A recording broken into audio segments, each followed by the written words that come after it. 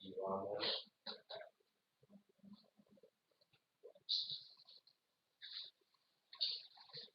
Bueno, lo que hicimos en la clase pasada fue nada más que una introducción al tema, y lo que vamos a hacer en esta clase es situarnos por allá por el 1900 para ver cuáles eran los datos que se tenían en aquel momento, las teorías que estaban en boga y cuáles fueron los desafíos que enfrentaron. ¿Por qué fue necesario entrar a otro tipo de teorías en función de los datos que había en aquel momento? Entonces, eso lo vamos a representar como una especie de camino que nos tendría que conducir a los orígenes del misterio cuántico, ¿no? Vamos a empezar entonces por este señor que se llamaba, en aquellos tiempos a la gente le gustaba llamarse con muchos nombres, ¿no? Entonces el señor Max Carl Ernst Ludwig Planck. Era un tipo, fíjense el año que había nacido en 1858, por lo tanto era un científico completamente clásico.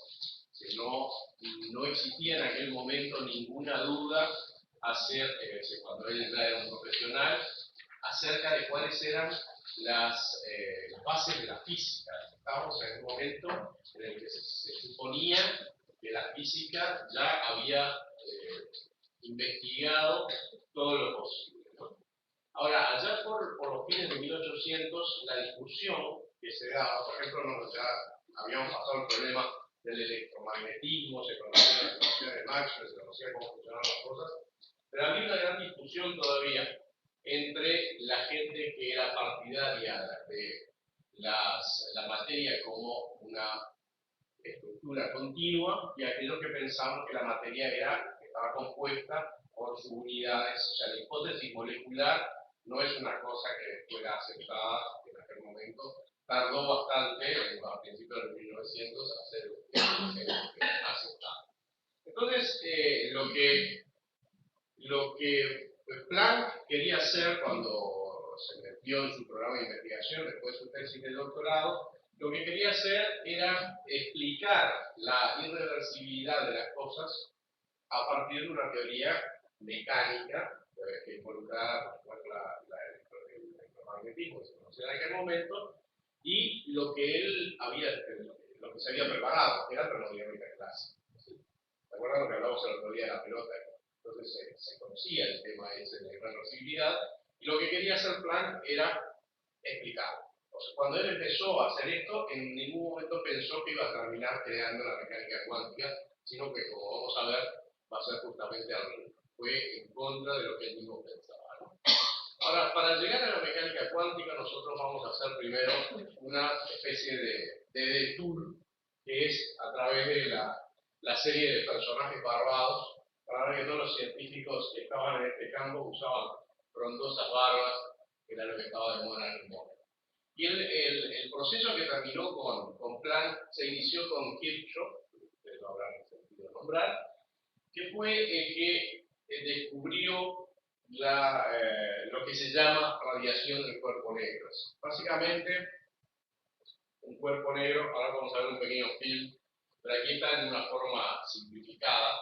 Un cuerpo negro es una estructura que básicamente se guarda toda la energía que recibe. Es decir, lo que emite es infinitesimalmente menor que lo que recibe, ¿sí? Entonces, una de las maneras en que eso se puede hacer, que se puede representar, es con un recipiente esférico de este tipo, que tiene una muy pequeña entrada, un agujerito, este agujerito que está por acá, y el interior de esa esfera está recubierto de algún tipo de sustancia muy absorbente. Entonces, básicamente la idea es que la energía, la radiación que entra dentro de ese cuerpo, rebota y se termina absorbiendo las paredes. Lo que vamos a ver es un pequeño film que explica, lamento que los films estos estén en inglés, algún día los traduciremos, pero bueno, que no le vaya el inglés, por lo menos ve las imágenes y lo vamos a ir parando y comentando. Entonces, vamos a ver qué es lo que se... bueno, perdón, antes de pasar al film ese que les va explicando el cuerpo negro, lo que eran las observaciones. Esto lo vamos a repetir. La teoría clásica lo que decía es que la energía del cuerpo negro, la energía depende de la temperatura, ¿no? Entonces la teoría clásica lo que decía es que tenía que pasar esto, que a medida que uno iba por bajando la longitud de onda, se iba al infinito. Esto lo llamamos una catástrofe, ¿sí? Y lo que verdaderamente se observaban eran estas líneas que están en rojo, verde y azul, que para distintas temperaturas, 3000 Kelvin, 4000 Kelvin, 5000 Kelvin, lo que realmente se observaba era que había un máximo y luego de ese máximo para ambos lados bajaba, ¿no? Entonces en el video, sí, el video está acá, pero hay que hacerlo andar. A ver. Como les decía, el video este está en... Vamos a empezar desde el principio, ¿no?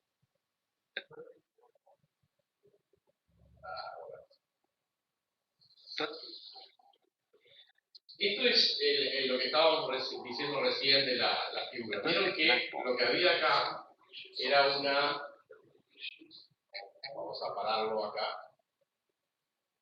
Ven que la estructura que tiene el cuerpo negro este que está acá es lo mismo que habíamos visto antes, son unos agujeritos. Lo único que tiene en la parte de atrás es una especie de punta para que la radiación, cuando entra, si esto es un fotón, el fotón pega acá y empieza a rebotar por adentro. Pero si esto fuera simplemente un cuerpo esférico, el fotón entraría, pegaría aquí y hay una probabilidad no nula de que vuelva a ir por la misma trayectoria y vuelva a salir. Nosotros lo que queremos no es eso, queremos que se reabsorba, ¿verdad? Es que con toda la energía se reabsorba. Entonces para eso se le pone una especie de pico acá, la radiación cuando pega contra el pico empieza a rebotar contra las paredes. Entonces, ¿qué es lo que sucede? Vamos a seguir viendo el video.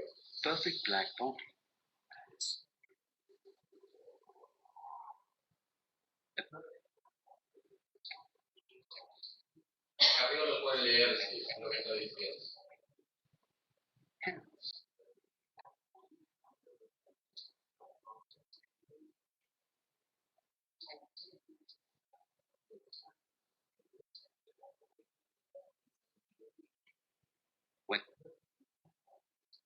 Una de las formas en las cuales se fabrica un objeto negro es recubrirlo con carbón de la combustión imperfecta, ¿no? Que es un carbón muy finamente dividido.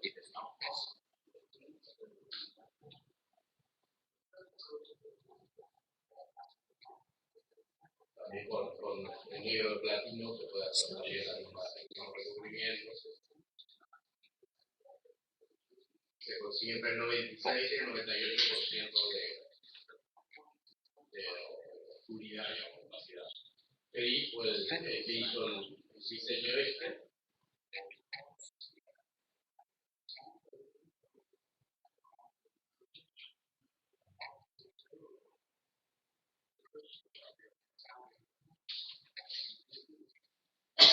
Cuando entra por el lado de adentro está pintado de negro, por el lado de afuera también entra los fotones y lo que hacen simplemente es rebotar hasta que la mayor parte de ellos fueron absorbidos. Es un objeto muy pequeñito y eventualmente alguna radiación puede salir por acá. A medida que lo voy calentando, usted lo ve, por ejemplo, en una estufa. Cuando ustedes empiezan a calentar esas estufas de resistencias, cuando lo empiezan a calentar, va variando el color, ¿verdad? Va pasando de negro a rojo a blanco. ¿Sí? Lo que no depende es de la naturaleza de la sustancia con la cual está hecha el agujero negro, el cuerpo negro. De hecho, por ejemplo, el Sol es un cuerpo negro, porque la mayor parte de la radiación que produce se autoabsorbe, solamente una parte muy pequeña. ¿Cómo es la distribución de energía? Si yo mido la energía que produce eso cuando se calienta, estos fueron los experimentalistas que lo hicieron por primera vez. Hicieron, bueno, este es el setup experimental, acá estaría el cuerpo negro que emite la radiación, lo que hace se pasa por una pequeña ranura, una slit, pues se llama S, después hay un espejo que lo refleja, pasa por un prisma, se descompone en las distintas longitudes de onda y esto este es otro espejo que lo manda a lo que se llama un bolómetro, que es básicamente una especie de termómetro sensible a la radiación. Esta es la foto del asunto. Y entonces con esto se puede medir la radiación en cada una de las longitudes de onda. Y se construye, ahora va a venir de los libros,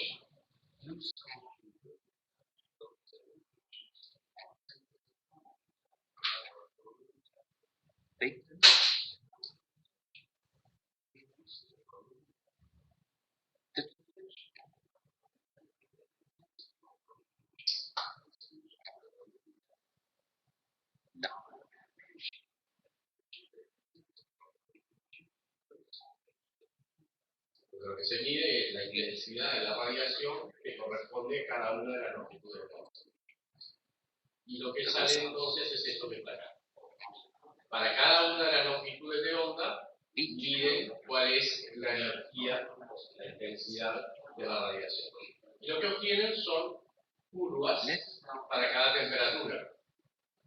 Lo que se observa es que cada una de estas curvas tiene un máximo, y ese máximo se corre en función de la temperatura. Y que a medida que yo voy aumentando la temperatura, lo que tengo es, ¿ven? A medida que yo aumento la temperatura, la longitud de onda del máximo se corre, o sea, se hace más corta, se hace menor. Por lo tanto, la frecuencia que es inversa se hace más corta. ¿Ok?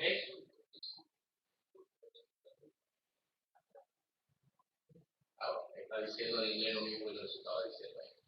Vamos a seguir entonces, porque ahora lo único que voy a hacer es terminar eso mismo que yo ya decía. Cállese la boca. Cállese.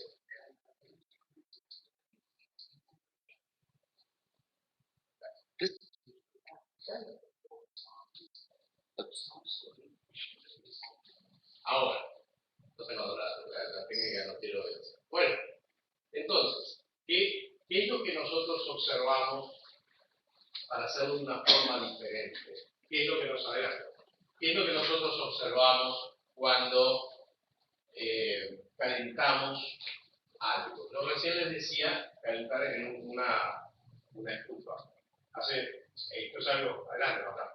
Esto es algo que ustedes probablemente no lo hayan visto en sus vidas, pero antes se utilizaban en lugar de las lámparas larga vida y todo lo demás, o los LEDs, lo que usaban eran lámparas de filamento, todavía las pueden ver por el lado, ¿verdad? Y en otros tiempos existía lo que se llamaba baja tensión. Entonces, cuando ustedes miran una lámpara de filamento, lo que ven es que el filamento está blanco, ¿verdad? O sea, que emite luz, está blanco. En cambio, si hay baja tensión, el filamento está rojo, ¿sí? Y por supuesto, si no hay tensión, el filamento está negro. Es lo mismo que pasa en una estufa de resistencia. A medida que se va calentando, la emisión, el color que ustedes ven es diferente. Eso se puede ver en una imagen que está acá, que es una especie de pequeño video. Lo pueden ver varias veces para entender de qué va. A medida que va aumentando la temperatura, ven que la temperatura va aumentando acá, el máximo se va corriendo. Empieza por el lado de los rojos, pasa por el lado del espectro visible y termina en el ultravioleta. ¿Sí? El violeta y el ultravioleta. Si lo miran un poquito más, fíjense lo que pasa cuando acá arriba andemos alrededor de 5000 grados. ¿Sí? Empezamos de nuevo, desde abajo. Fíjense, cuando llegamos a los 5000 grados, el máximo anda por el lado del amarillo. Por eso es que el sol da luz amarilla, blanco amarillenta. Porque el máximo, la temperatura del sol está alrededor de los 5000 grados, y entonces el máximo de la emisión está por este lado de acá, y sale una luz blanco amarilla. Por eso si ustedes tienen estrellas, a los que les guste la ciencia ficción, están en otro planeta y tienen estrellas, por ejemplo, que se han apagado y son enanas rojas, el tipo de radiación que ustedes ven está más para el lado del rojo. ¿Por qué? Porque la estrella es más fría. Entonces sus reacciones nucleares se han apagado, tienen muy poca energía y están en el lado del rojo. Entonces ahí tienen puesto la ciencia ficción fantástica. Sigamos.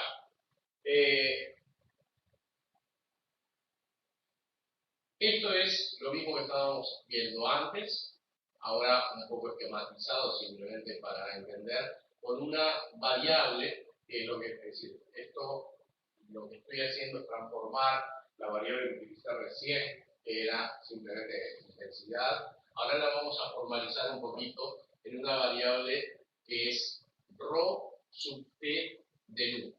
Esta variable es una función de la frecuencia que se llama densidad espectral y se define de esta manera: cantidad de energía por unidad de volumen. Porque obviamente lo que ustedes van a intentar medir es en ese cuerpo negro que tienen, que es grandote, cuál es la cantidad de energía que cada uno de los pequeños volúmenes infinitesimales del cuerpo emite y que en definitiva les va a dar la energía total, ¿no? Entonces, este ρ sub t de nu es lo que los científicos trataron de explicar durante un cierto tiempo. Vamos a ver justamente aquí. Bien, esto es lo mismo que dijimos recién. Vamos a pasar a la otra.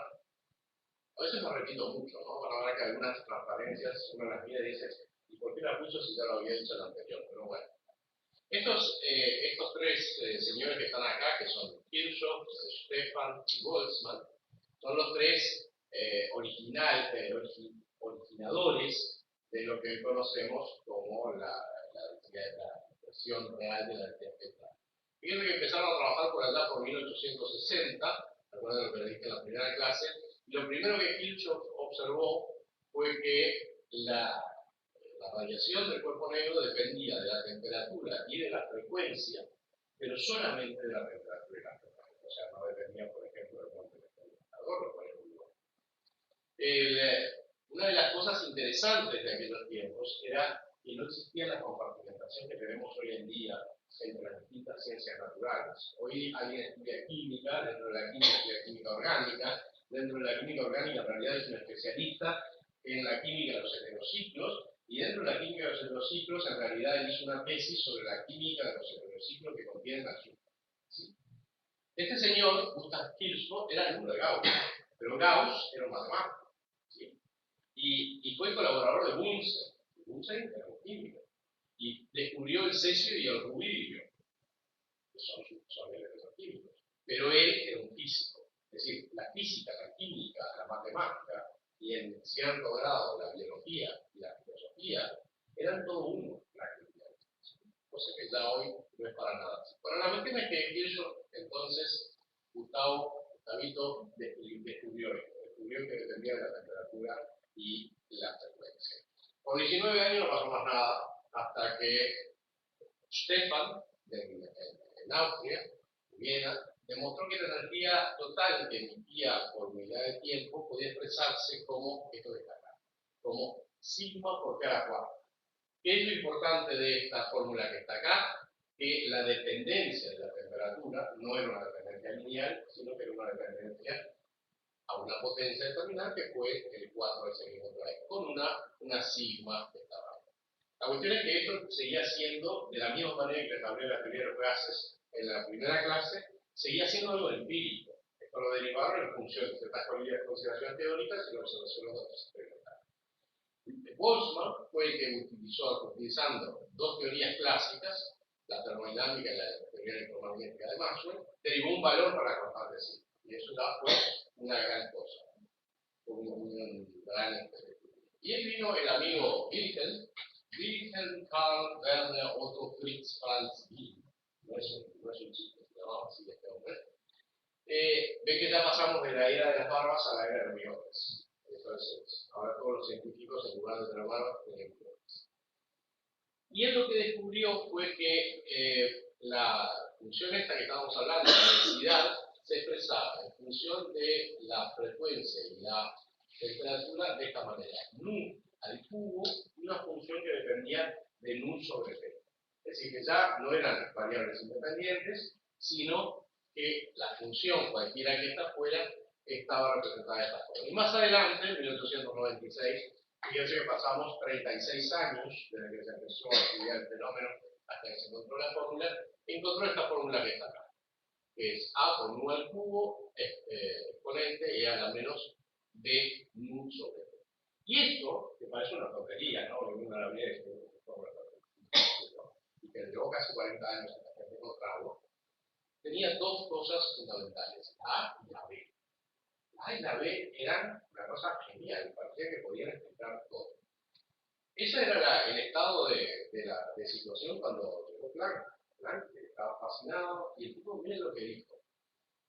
Con la ayuda de A y B es posible formular unidades de longitud, masa, tiempo y temperatura que, independientemente de cuerpos y sustancias especiales, retengan su significado para todos los tiempos y todas las culturas, incluyendo aquellas extraterrestres y extrahumanas. Nunca un par de letras A y B tuvieron tanto significado. Obviamente, el hombre estaba exagerando un poco, pero piensen lo que era aquella época. Era la época del absoluto. Era la época en la cual se pensaba que habíamos explicado todo. Conocíamos, con la física de aquel tiempo y la matemática de aquel tiempo, habíamos logrado explicar el mundo.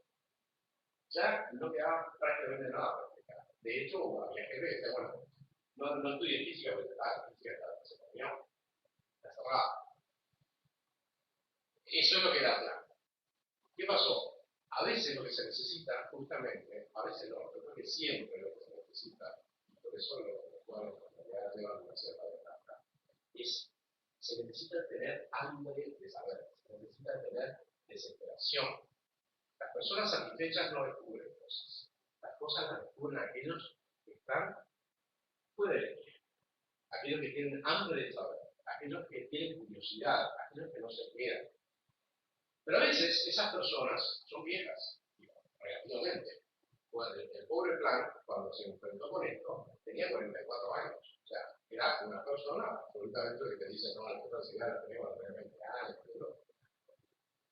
El amigo Planck trató durante varios años de hacer las cosas. ¿Y cómo lo calificó después, muchos años después? Lo calificó como un acto de desesperación.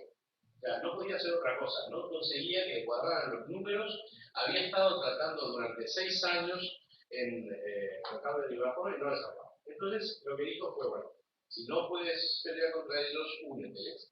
Y ahí fue que el tipo empezó a estudiar esto desde otro punto.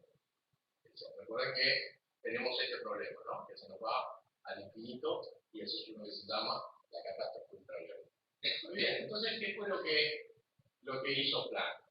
Planck estaba, era clásico, entonces lo que dijo fue, vamos a dividir la superficie de ese cuerpo negro en pequeños volúmenes infinitesimales, volúmenes, o lo que llamamos osciladores electromagnéticos.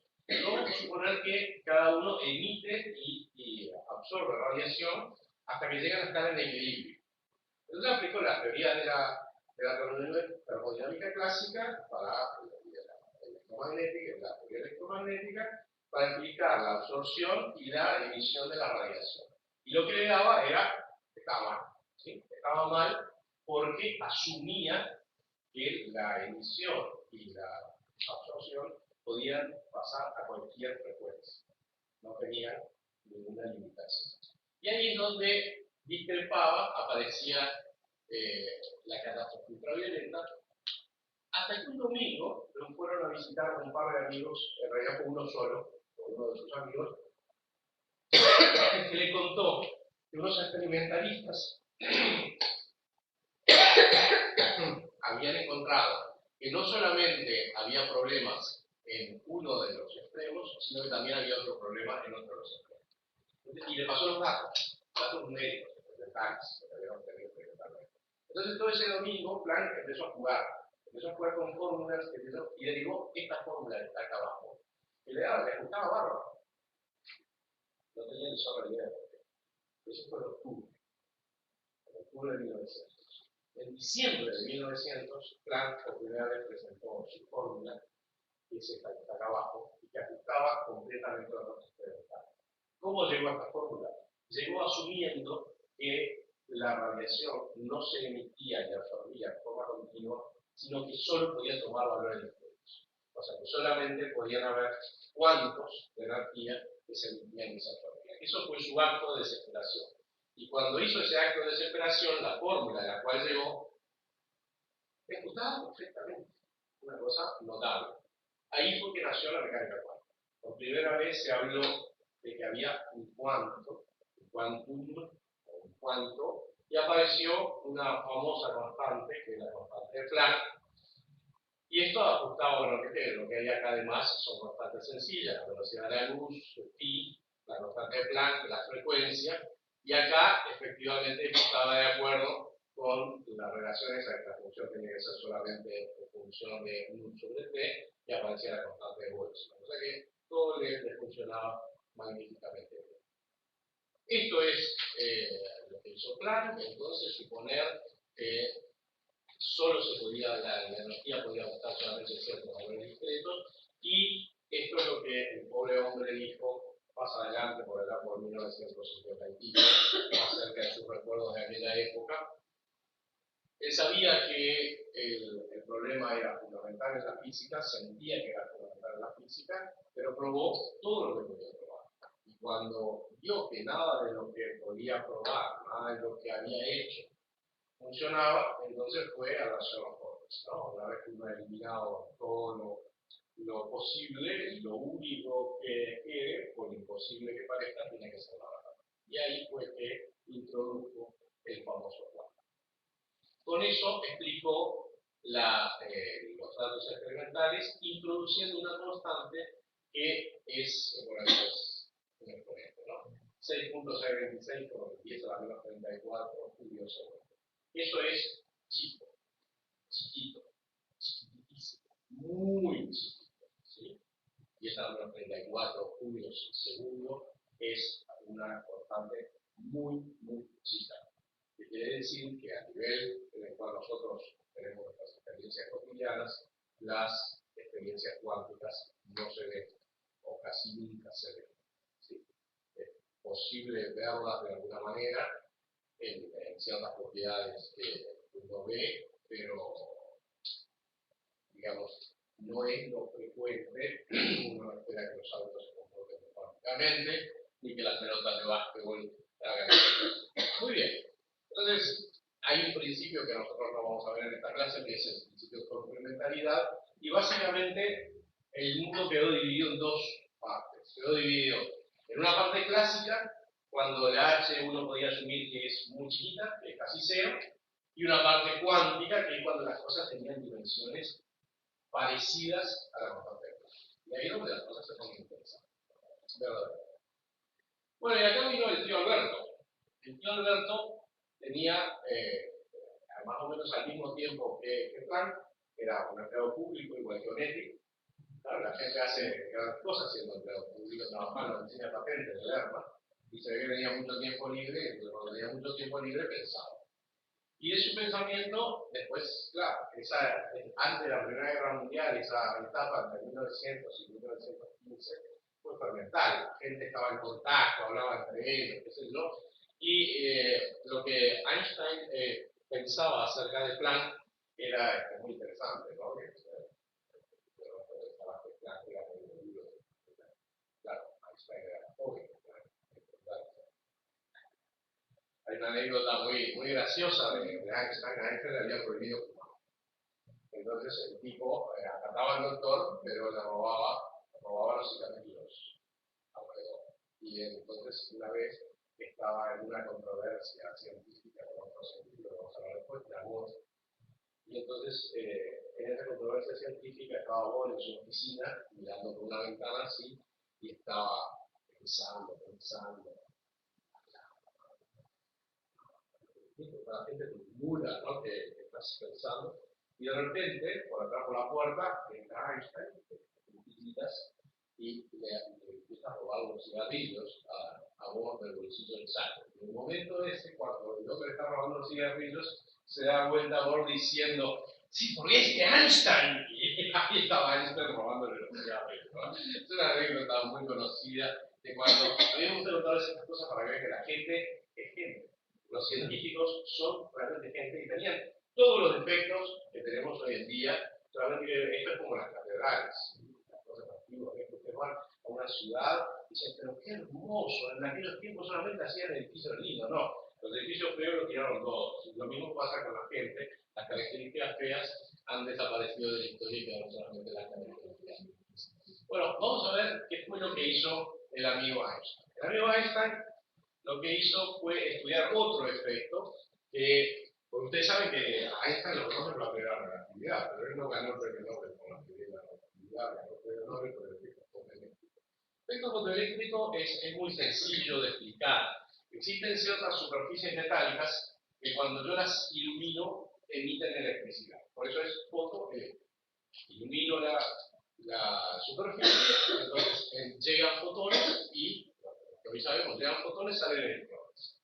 Y eso hoy en día se utiliza en una cantidad de aplicaciones tecnológicas. Las dos más frecuentes son las células fotoeléctricas, que lo que hacen es el circuito está completado en una de sus patas por un haz de luz. Entonces, cuando el haz de luz pasa desde el emisor hasta la fotocélula, el circuito está cerrado, transmite corriente y pasa algo, porque es un motor y cierra la puerta del ascensor. Si yo pongo algo en el medio, por ejemplo, me pongo yo, interrumpo el circuito, porque la luz no pasa, y si por alguno de ustedes pasa, porque son medio transparentes, pero yo no, y entonces la puerta del ascensor no se cierra. Y la otra cosa, que cuando ustedes lo ven, es en las fotocopiadoras. Las fotocopiadoras, ¿qué es lo que hacen? Fotosensibilizan un tambor donde se pega ese famoso tóner, que siempre se puede hablar, y que además es sucio, que son partículas de plástico muy finas, que justamente se pegan en el tambor en las zonas que están fotosensibilizadas debido al efecto fotoeléctrico del pasaje de la luz en ese metal. Bien, entonces, lo que ustedes pueden intentar hacer acá es construir una especie de aparatito para medir el efecto fotoeléctrico. Entonces, ¿cómo construir el aparatito? Bueno, con una batería, ponen un medidor y tienen un lugar en el vacío, un vacío que no conduce, ¿verdad? Solamente va a haber conducción entre una placa y la otra placa si pasan electrones a través de ese vacío. ¿Cómo hacen para pasar electrones a través de ese vacío? Iluminan con una cierta radiación incidente, eso pega en esta placa, salen electrones y cierra el circuito. Entonces uno, así a primera vista, lo que podría pensar es, cuanto más fotones mande yo acá, ¿verdad? Más intensidad de luz, más fotones, más electrones van a salir y más corriente voy a tener. ¿Verdad? Falso. Resulta que lo que se observa es que es independiente de la intensidad. Si yo tengo distintos metales, en este caso tengo por ejemplo rubidio, potasio, sodio, lo que obtengo es que la radiación depende de la frecuencia y no de la intensidad. Lo que observo es que por debajo de una determinada frecuencia de la radiación incidente no pasa nada. ¿Sí? Solamente existe, en un determinado momento, la radiación hace que salten electrones y ese momento es diferente para cada metal. Si es una constante que depende del metal, el momento en el cual empiezan a salir electrones. Pero una vez que empiezan a salir electrones, ya siguen saliendo y la función es lineal. O sea, hay una dependencia del lineal entre la energía cinética de los electrones que salen y la frecuencia de la radiación incidente. No la intensidad. Depende de la frecuencia. Pero ilumine más o menos, hace salir la misma cantidad de electrones. Entonces, la cuestión es cómo explicar el tema este. Y lo que hizo Einstein fue encontrar una explicación muy sencilla. Lo que dijo fue, Planck pensaba que la radiación en el cuerpo negro generaba que los osciladores absorbieran o emitieran solamente en ciertos valores permitidos. ¿Sí? O sea, lo veía como una propiedad del oscilador electromagnético. Lo que hizo Einstein fue decir, no es una propiedad del oscilador electromagnético, es una propiedad de la propia luz. Es la luz la que está formada por cuantos. Por eso lo que viene golpea un cuanto, golpea el segundo cuanto, golpea el tercer cuanto, el cuarto, y el oscilador lo absorbe o no lo absorbe. ¿Sí? Y cuando emite, también emite en esos cuantos. Y básicamente lo que dijo fue, hay un paquetito de energía mínima, que es lo que yo puedo emitir o absorber, que está dado por la frecuencia de la radiación multiplicado por la constante de Planck. Muy fácil. Y después n es el número de fotones. ¿Sí? Entonces, el delta H, esto que está acá, el H nu, esa es la energía. De hecho, yo estoy utilizando el término fotón, pero el término fotón justamente está introducido acá.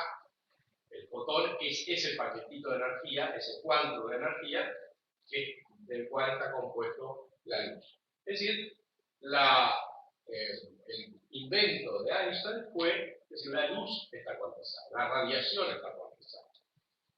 Y si ahora la radiación está cuantizada, entonces nosotros podemos explicar con relativamente facilidad qué es lo que pasa en el efecto fotoeléctrico. ¿Qué es lo que nosotros tenemos?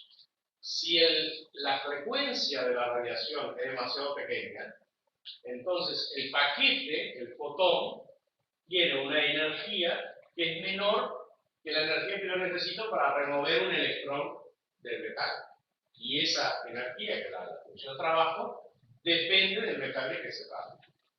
Entonces es bastante lógico que luz de distinta frecuencia, radiación de distinta frecuencia, actúe de distinta manera sobre distintos metales. Mientras yo esté por abajo de esto, no pasa nada. Si no sale ningún electrón. Ahora, ¿qué pasa si yo estoy por encima de eso? Si mi paquete, mi fotón, tiene una energía, debido a su frecuencia, que es más alta que la función trabajo del metal. Bueno, que parte de esa energía se utiliza para vencer la función trabajo, y el resto va a ser la energía cinética del electrón que se desprende. De donde lo que yo voy a tener es energía cinética, medio mv cuadrado, igual a h nu menos phi, la función de trabajo. Es decir, que lo que tengo acá es una ecuación lineal en la frecuencia.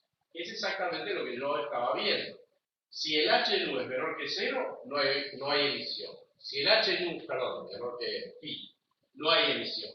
Si el h nu es mayor que phi, entonces sí hay emisión y el exceso de energía se manifiesta como energía cinética de los electrones. Es exactamente lo que ustedes están viendo acá. Una función lineal en la frecuencia.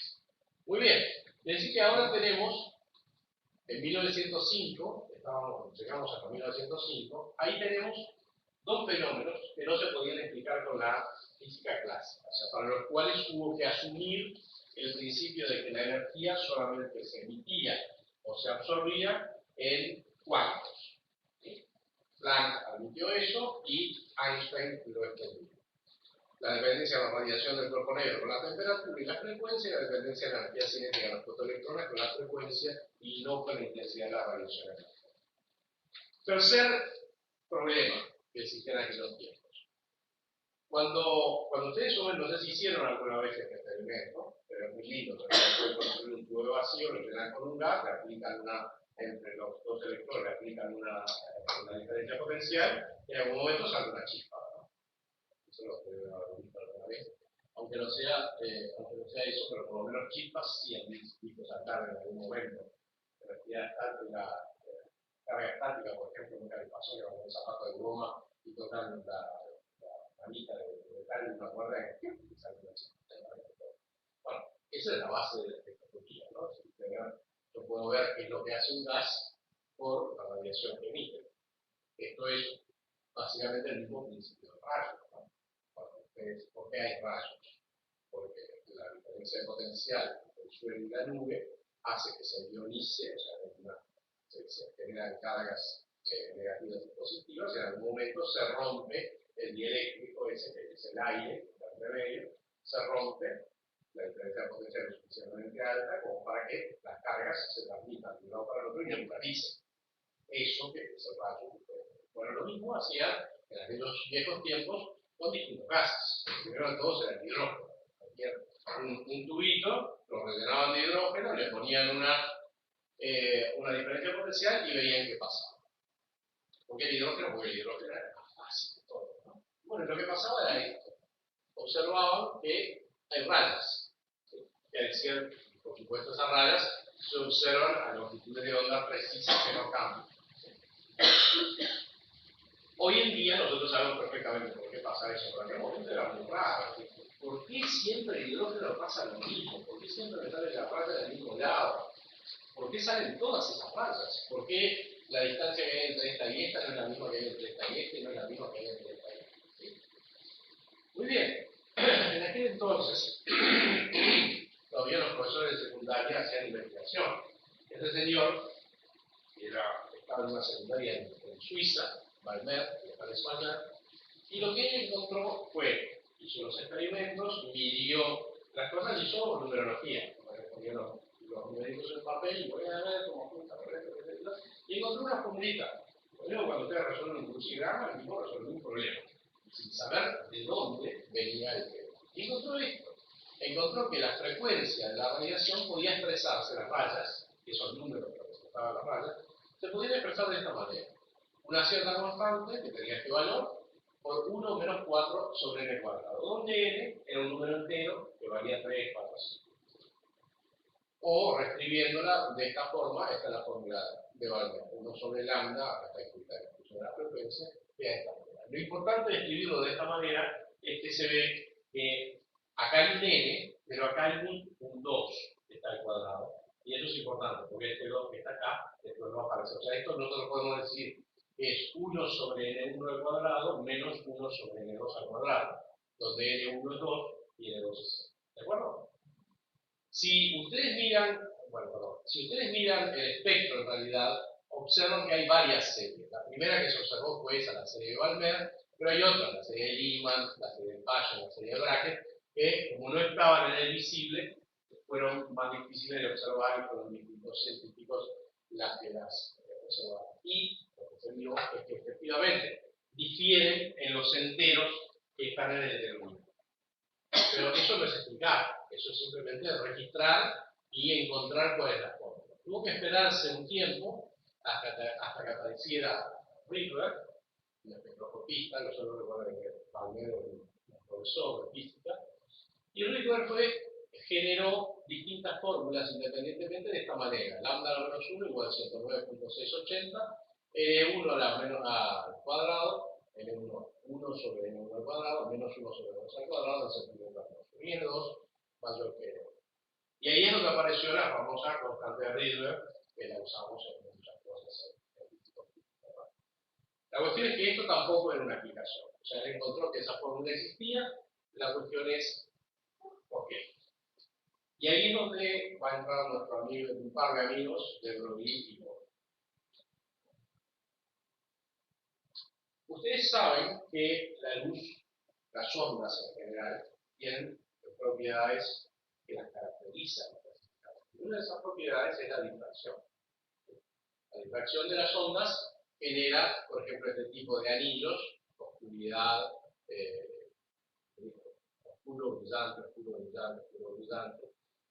O en las ondas de materia, por ejemplo en agua, ustedes ven cómo interfieren, ¿no? Si tiran un par de piedras al agua, se generan ondas circulares de este estilo, y cuando chocan las ondas circulares, producen interferencia. Las ondas se puede mostrar esa interferencia con un pequeño ejemplo que está acá. Es simplemente yo mando un frente de ondas plano, ese que está acá, pasa a través de dos ranuras, eso genera una dispersión y las ondas interfieren, es decir, esto se convierte en fuentes de ondas.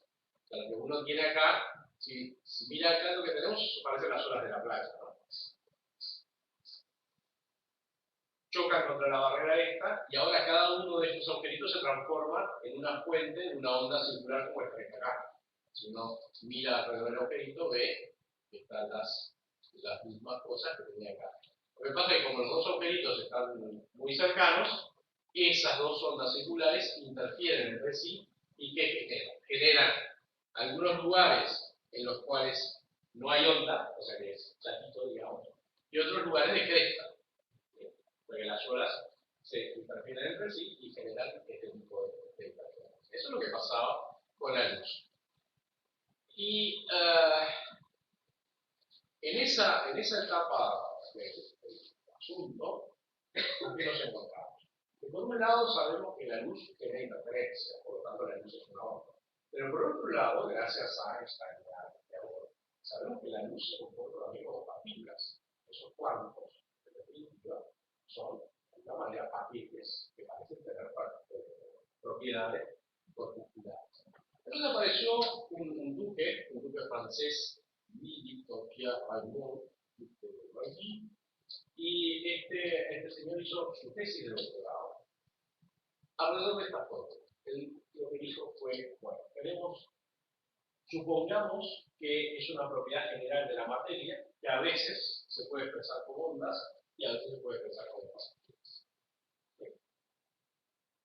Por supuesto, todo esto no fue una cosa que se inventaron, porque se le ocurrió y el profesor dijo, qué bueno si presenta mañana, se le da un relajo para que se dormía, porque obviamente lo que el tipo estaba diciendo era una cosa completamente contraria a lo que uno espera, ¿no? Es decir, uno no espera que si uno va caminando contra el aparato azul que tengo ahí, voy a hacer una interferencia entre el aparato y yo y voy a pasar para el otro lado, ¿no? Lo que espera que el cajón azul ese que está ahí no me va a dejar pasar.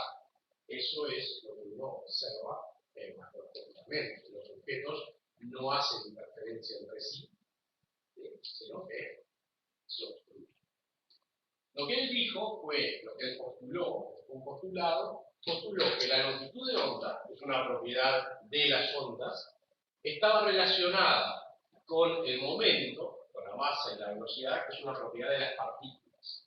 Y la relación entre ellas era la constante de flujo. Lo que él postuló fue, desde un punto de vista con varias hipótesis y también una concordancia de unidades, formuló que la longitud de onda era una constante por la inversa del momento de la partícula. Quiere decir que si yo tengo esto que está acá, puedo investigar las propiedades de onda de la materia o investigar las propiedades de materia de las ondas. Eso es lo que el amigo de Broglie postuló. Más adelante vio un famoso experimento que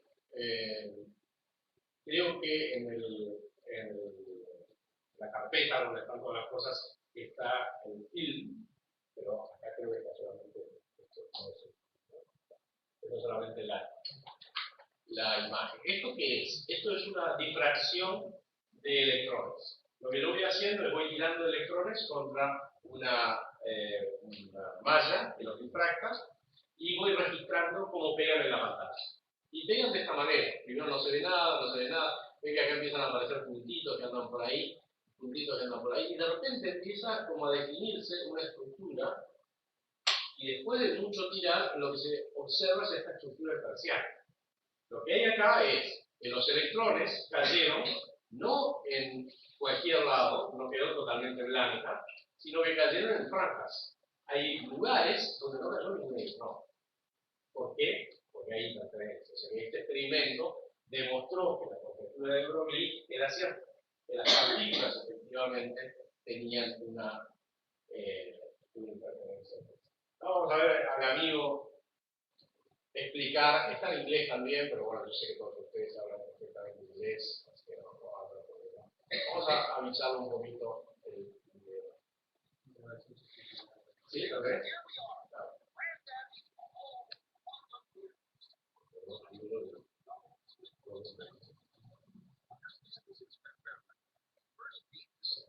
No tengo acceso. No, el volumen este que está acá, este volumen que ven ustedes acá en realidad es el de la grabación. Pero observen lo que está pasando. Igual yo puedo hablar igual de tipos. ¿Qué es lo que está haciendo él? Es lo que tiene el cañón este que manda a través de las ranuras. Entonces, si ustedes mandan a través de las ranuras, lo que observan, en esas dos ranuras que están ahí, la onda de agua, digamos, genera la onda circular esta que les había mostrado antes. ¿Sí? Ahora, cuando tienen dos ranuras, en lugar de una, ¿qué es lo que va a pasar? La concreta.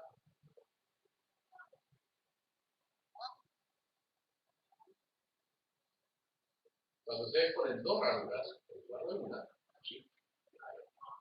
¿Qué va a pasar ahora? Lo que estábamos viendo recién en el otro video. Mando la misma onda plana y cada una de las fuentes, fuentes puntuales, me genera una onda circular que interfiere con la otra onda circular.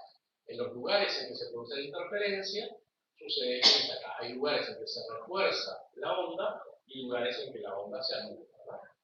Eso se utiliza, por ejemplo, para reducir sonidos. Si yo quiero no escuchar el sonido ambiente porque generar algo, alguna onda que interfiera negativamente para evitar el sonido. Ahora vamos a ver qué pasa cuando en lugar de ondas, lo que yo tengo son partículas. Las partículas hay. Ahora tenemos un super cañón de partículas, ese que está ahí, y vamos a tener una sola ranura. El tipo empieza a disparar, ilumina, y lo que ustedes esperan ver es esto que queda acá. Hay algunos que pasan y otros que no pasan, ¿no? Pero ahora ponemos dos. ¿Y qué es lo que va a pasar? Pasa esto, lo que yo les estaba mostrando recién. Si aparece, interferencia. Pero son partículas. O sea que se imagina que si ustedes están tirando pelotita de ping-pong, eso no pasa. Pasa solamente si lo están haciendo con electrones. Esta interferencia que está acá, esto es experimental, lo se observó experimentalmente, y es lo que finalmente probó la conjetura de Broglie. Es decir, probó que las partículas pueden tener propiedades de ondas.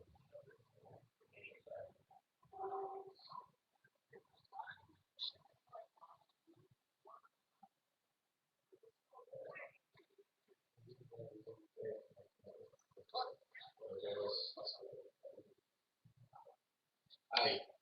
Bien.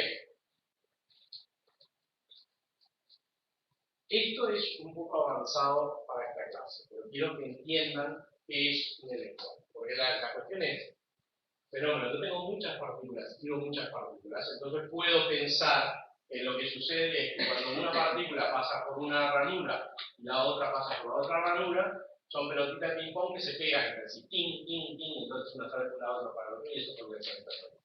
No, resulta que aun cuando yo tire una sola partícula y esa sola partícula tenga que elegir por dónde pasar, la partícula produce interferencia. ¿Por qué? Por esto que está acá. La forma más adecuada de escribir partículas es pensar que es como una especie de ovillo de lana. Yo no sé si ustedes tuvieron abuelas como la que tenía yo, que ella todo lo que encontraba de lana por ahí se lo guardaba en un cajoncito y entonces lo deshacía y tenía hebra. Entonces después hacía unas hermosas colchas de retallos, hacía una especie de cuadraditos así, después unía los cuadraditos de primeras colchas, de todos colores, porque la lana que había conseguido era de cualquier color. Bueno, piensen en las partículas como si fueran eso, una especie de entangle, una especie de ovillo de lana, donde en realidad lo que tienen no son ovillos, no es lana, sino ondas.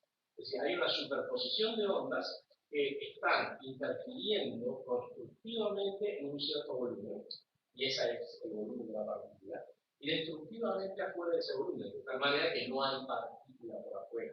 Pero en realidad, la partícula es como un gran amasijo de ondas que hacen esto cuando se enfrentan con las dos partículas. Hacen eso que está ahí. Es decir, hay una onda que se refleja y hay una onda que pasa y que interfiere con eso. Esto se puede demostrar experimentalmente, se puede ver, y genera después todo aquel tema de que las partículas elementales producen reacciones. Esto es un poco, esto lo podemos ver con mayor detalle cuando podemos ver la matemática del asunto que se ve en mecánica cuántica. En este curso solamente les paso el aviso. Bueno, muy bien. Tenemos entonces a de Broglie, que hizo una conjetura, que dijo que entre onda y partícula había una relación. Y se acuerda que lo que queremos explicar es el tema del átomo de hidrógeno. Y ahí es donde aparece Niels Henrik David Bohr, que es el que se conoce como el padre fundador de la teoría atómica. El amigo Bohr era danés, tenía un hermano, siempre lo confundían, porque tenía un hermano que era crack jugando al fútbol. Y este era crack en la física, entonces a él siempre le preguntaba si jugaba al fútbol y él no jugaba muy bien al fútbol, pero bueno. Bohr fue una persona muy interesante porque justamente le tocó vivir durante la Segunda Guerra Mundial, y ustedes saben que había un gran problema, a ver si lo pasamos, pero bueno. Ahí, digamos, fue el momento en el cual se planteó el tema de si era moral o no era moral tener energía atómica en forma de armas. Y los alemanes querían conseguir su propia bomba atómica y uno de los científicos que estaban en ese plan, después era Heisenberg, y tenían grandes discusiones con Bohr, porque eran muy buenos conocidos y muy buenos amigos en la guerra física, sobre el asunto de los nazis, etc. Hay una obra de teatro, si alguna vez la pueden ver, que se llama Oppenheimer, que está muy buena, está basada en las cartas que se intercambiaban Heisenberg y Bohr en el Pero bueno, no es lo que nos interesa a nosotros la parte de historia, nos interesa la parte de física y química.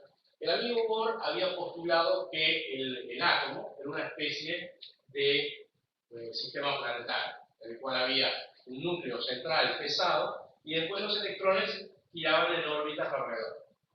Bien como un sistema planetario. Y además, órbitas circulares. Después hay todo un tema, alguno le había introducido otra electricidad, no nos importa. La cuestión es que lo que el tipo decía es, tenemos el átomo se podía ver como una especie de equilibrio donde los electrones daban vueltas alrededor del núcleo porque había dos fuerzas que interactuaban, la fuerza de atracción de Coulomb entre las partículas, negativa y positiva, y a su vez la velocidad de la fuerza centrífuga que se generaba por la velocidad de aceleración alrededor de las voluntades. El problema lamentable con esto es que cuando uno hace este tipo de igualación, de lo que sería la fuerza de Coulomb y la fuerza centrífuga, obtiene que efectivamente hay un equilibrio. Pero la teoría electromagnética lo que dice es que yo tengo una carga que está acelerando. Está acelerando porque está cambiando, si bien la velocidad del módulo es constante, pero está cambiando siempre de dirección, ¿verdad? Por eso hay una aceleración, el vector de velocidad cambia. Y cuando una carga acelera, la teoría electromagnética te dice que radia. Si radia, está perdiendo energía. Si está perdiendo energía, cada vez su radio de giro es más pequeño y termina colapsando, debería clásicamente terminar colapsando sobre el núcleo. ¿Sí? Entonces, desde el punto de vista clásico, no era posible tener un electrón girando alrededor del núcleo de la forma que decía. Entonces, el tema es que experimentalmente pasaba. O sea, experimentalmente pasaba.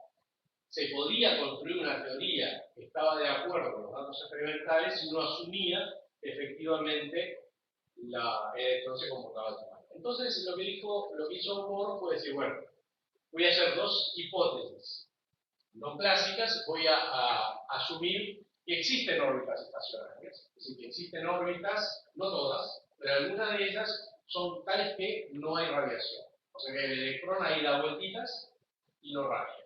O sea, está violando la teoría clásica electromagnética. Y después asumió que en esas órbitas, las ondas de De Broglie del electrón estaban en fase para cada revolución del electrón. ¿Por qué tenía que asumir eso? Él decía, asumo que existe la órbita esta que es estable. Ahí el electrón puede dar vueltas indefinidamente y no se cae en el núcleo. Primera cosa que habría que probar.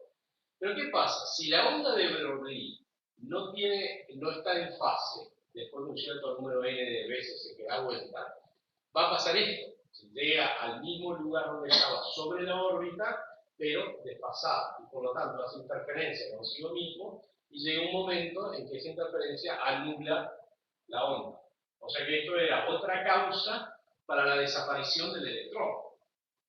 El electrón clásicamente desaparecía porque se caía en el núcleo, pero resulta que también desde el punto de vista de la nueva teoría moderna de De Broglie, también desaparecía si no tenía esta condición que tenía. Entonces lo que dijo Bohr fue muy sencillo. Primero, asumo que en esas órbitas es estable. Segundo, asumo que en esas órbitas está en fase. Es decir, que en la circunferencia correspondiente al radio de cada una de esas órbitas hay un número entero de longitudes de onda. ¿Entiendes? Simplemente eso. Y el n es 1, 2, 3. Este resultado que está acá implica que hay una cuantización. porque no puedo tener cualquier longitud de onda, sino que los electrones tienen que tener una longitud de onda asociada a la partícula electrón, tiene que ser tal que cumpla con esta condición que está acá para un cierto orden. Por lo tanto, hay una cuantización. Y acá entonces estamos pasando de lo que era la cuantización de la energía ahora a la cuantización de las propias partículas. La cuantización de la energía de las propias partículas. Lo que era la cuantización de la luz, de la energía de la radiación, ahora pasa a la cuantización de la energía de las propias partículas. Y ahí es donde se puede explicar, si asumimos eso, es muy fácil explicar el espectro del átomo de hidrógeno. La energía, en el caso del átomo de hidrógeno, aparte de una serie de constantes, la masa del electrón, la carga del electrón, la constante de Planck, la permitividad del vacío, depende de 1 sobre m cuadrado. Quiere decir que si yo tengo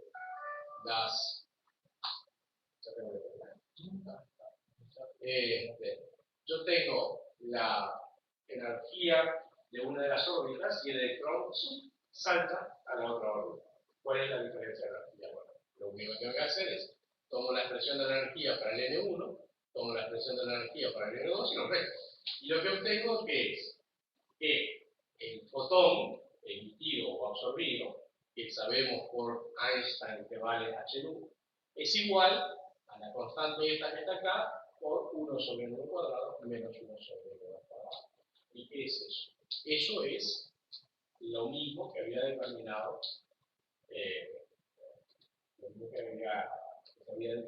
en la teoría clásica, en esa teoría donde lo único que se había hecho era mirar los números y ver, mirar los números y encontrar cuál era la forma matemática. Ahora sí tenemos una explicación. Ahora tenemos la explicación de que existen esas órbitas. Por ahora estamos en eso, hay órbitas. Los electrones se sienten cómodos en esas órbitas, no tratan de irse, a menos que venga alguien que pega un puntapié y el electrón sale. Un puntapié es un fotonazo, ¿no? Le mando un fotón de una determinada energía y el individuo salta de un nivel a otro nivel. En el momento en que salta, la frecuencia de la radiación está relacionada con esos dos niveles. Muy bien, entonces ahí llegamos a 3 problemas que nos definen en la crisis de la antigua mecánica clásica. Y esa crisis, en esa crisis surgen además animales muy extraños. Para poder explicar eso, en el momento en que uno introdujo el cuánto, en el momento en que uno rompe con aquello de la mecánica clásica que era la continuidad, la energía continua, la materia continua, la energía de la materia es continua, la energía de la radiación es continua, bla, bla, bla, y apareció un animal extraño. El animal extraño apareció, lo descubrió este señor, que era Bernard Heisenberg, un tipo sumamente conflictuado. Y el amigo Werner lo que encontró es que para poder explicar esas cosas en la matemática que regía una vez que uno introducía el cuánto, aparecían unas ciertas variables, las variables que se llaman canónicamente conjugadas, cuyo producto tiene unidades de acción, unidades de Planck, energía-tiempo, y tuvo mellizos de Heisenberg. Parece mentira, ¿no? Un tipo que descubrió la relación entre variables conjugadas van tienen alguna televisión. Lo que él encontró fue una cosa muy fea desde el punto de vista clásico. Él encontró que la precisión con la cual podíamos medir ahora variables no era infinita. No podíamos medir con cualquier precisión que quisiéramos, sino que las variables cuyas magnitudes estaban el producto de sus unidades eran unidades de la constante de Planck, tenían esta relación que estaba acá. El error que yo cometía en la revisión de las variables, multiplicado por el error que yo cometía en la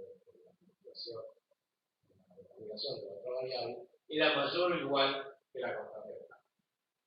Es decir, no era cero. No puedo tener simultáneamente en cero este y este. Y fíjense que esto no es un tema de medida. Acá no es, bueno, yo estoy midiendo y mis instrumentos no alcanzan a medir. Acá estamos en el tema que yo les hablé en la clase pasada. Estamos en un tema de que el espacio, el universo, no es un universo continuo. Y este es el ejemplo que yo les decía el otro día. Supongo que ustedes tienen esto que está acá, esta imagen que está acá, ¿verdad? La vida de así, sí. Como una mujer besándose, la mujer está llorando, bla, bla, lo saca un poco, ¿no? Ahora, supongamos que yo saco un pedacito de esa imagen. La miro acá y bueno, yo en principio, como ya tengo la información de acá, la miro y digo, acá veo el labio de la mujer, la boca de la mujer.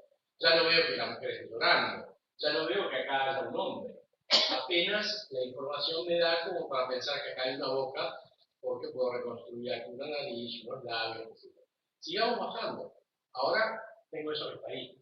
Nadie de ustedes, sin haber tenido la información previa a esto, me puede decir si esto que está acá es una boca o es un pétalo de rosa, o es cualquier otra cosa, un animalito, una cosa por el estilo, ¿verdad? Están perdiendo información. Si ustedes no tienen la información previa, están perdiendo información. Seguimos más abajo, ¿y qué aparece? Aparece esto. Esto que está acá es una magnificación completa de un pequeño pedacito de esto que está acá. Y fíjense que esto que era absolutamente rojo, en realidad es una combinación. Hay píxeles verdes, hay píxeles azules, hay píxeles rojos, y esto es lo que compone el color que ustedes están viendo acá. Pero ahora la pregunta del millón es, ¿qué hay acá? En el negro. Bueno, ustedes saben, porque saben no, piensan que saben, porque se lo dije yo, que esto que está acá sale de acá, que sale de acá, que sale de acá. Entonces dice, esto es un labio, lo que hay entre el punto verde y el punto azul es un labio. Pero si yo los engañé y en realidad esto que está acá sale de acá, ¿sí? En realidad esto vendría a ser parte de la nariz o la parte superior de eso de barco. No, tiene un nombre, no, esto tiene un nombre, en la anatomía tiene un nombre. Es la parte que está entre la nariz y el labio de la mujer. Pero yo puedo haberles engañado aún más y haber sacado el cuadradito, haberlo sacado de acá.